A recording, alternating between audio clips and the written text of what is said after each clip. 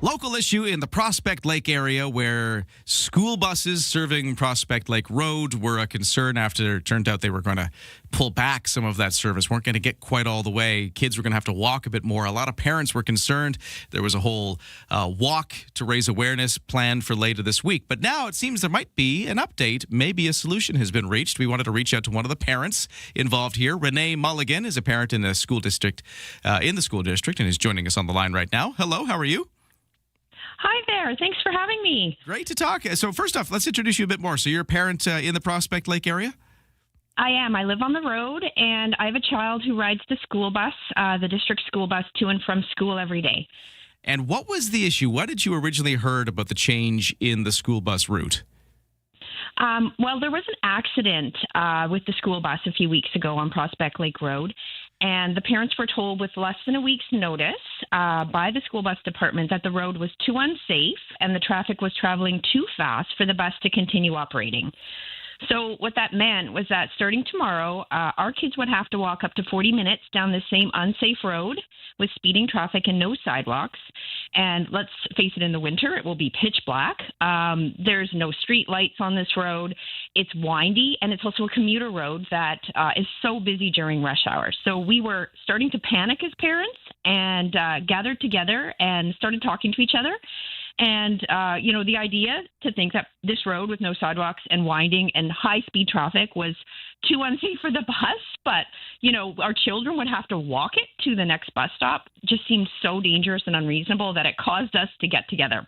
I can see that. That does sound like a bit of a kick in the pants. Like, oh, it's too unsafe for even a bus. So good luck, kids, walking it by yourself. So that was the situation that you were faced with. But I understand there's an update. So what's changed now? What's changed is that yesterday, several of us met with the district transportation department and proposed a number of solutions, because one of the things was that the bus has to turn around, and it turns around at Petworth. And one of the proposed solutions we provided was that the bus could turn around at Power to Be, which is a charity that's just 1 minute south of the current turnaround. And Power to Be, and I just want to give a big shout out to them, they have agreed for the bus to be able to turn around in their parking lot for the rest of the school year, and which is such a wonderful solution. And so the bus is considering using that, and they're just going to get back to us. We've got 24 hours before the deadline that the bus is going to stop servicing the region. So we're hopeful that this solution will provide safe transportation for our kids so that they don't have to walk down this dangerous road. Oh, cool. So that sounds like a great solution, because was the turnaround the problem? Was that where the crash happened? It was. Okay. Yes, it is. But they, the transportation company told us that it wasn't just the turnaround, but that the traffic speeds were too dangerous for the children on the road, for the bus to be driving. Yeah. And, just to back up a bit, we had the speed limits reduced to 40 and 30 just a few years ago. The community really rallied around and approached Saanich, and we got some speed limits lowered. But the traffic ignores the speed limits. And rush hour is really treacherous, so it's still an issue. And so for September and for long term, we still got an issue on our hands. So we're still approaching Saanich, and we're hopeful that, we can get some traffic calming measures on this road. And we're hoping as well to learn really soon, within the next, few hours, if for sure the bus is going to continue picking our kids up for the rest of the school year. Renee, we've talked a number of times over the years about the safety on Prospect, and I just wrote it with my students on Sunday. And the first thing I always warn them is about watch for vehicles rounding the corner, possibly in your lane, because they're speeding. I know it's 30, 40 at best. Any possibility of lowering it to 20 to really get the message to people?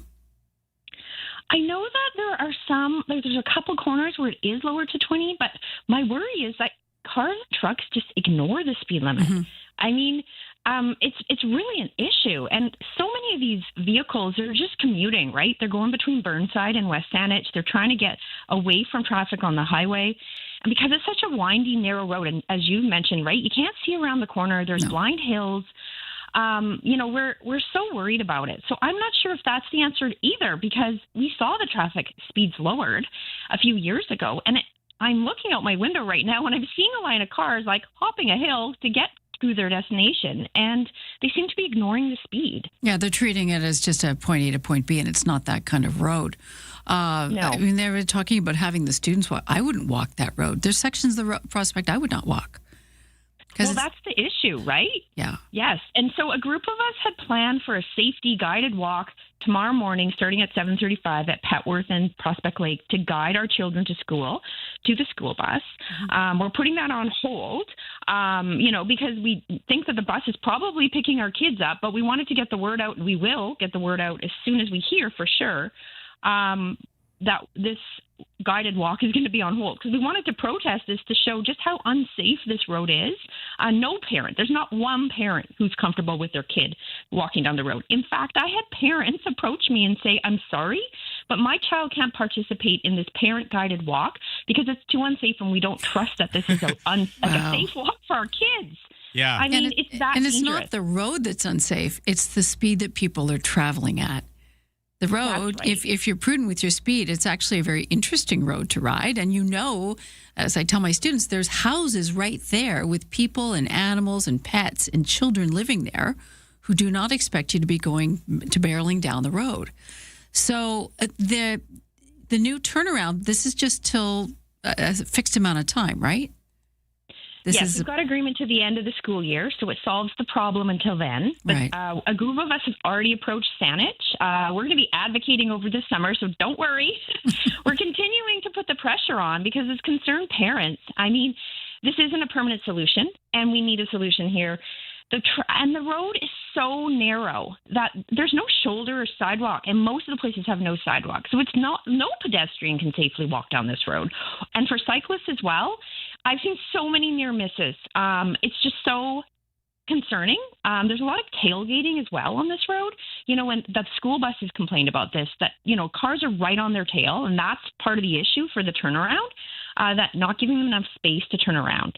So, yeah, we've got a bigger safety issue on our hands for the rest of the, starting in September, but we're hoping that, this solution, at least for the rest of the school year, is something that can allow our kids to get safely to school. Maybe a solution that they're hoping to hear later today. I've got Renee Mulligan, parent in School District 63 here. The school bus was going to stop serving their area. They're going to have to make the kids walk along Prospect Lake Road, but it looks like something may have been reached. Maybe the school bus can turn around at the Power to Be charity, which was the big issue, I guess, just not safely being able to turn around. So they might have that as a temporary fix, which could let the school bus continue for the rest of the year, which was the problem. Good luck. I guess you still don't quite know, but it looks like things, with any luck, fingers crossed, will get sorted out later today, and you'll have your solution. So let us know if anything else goes wrong, but we'll hope that it all is sorted for now. Thanks a lot. And yes, I will let you know. And I just want to give a quick shout out to Power to Be as such a great community organization and thank them so much for providing a safe solution for our kids. So we're really hopeful. Thank you. That's so cool. Thank you, Renee. Good luck.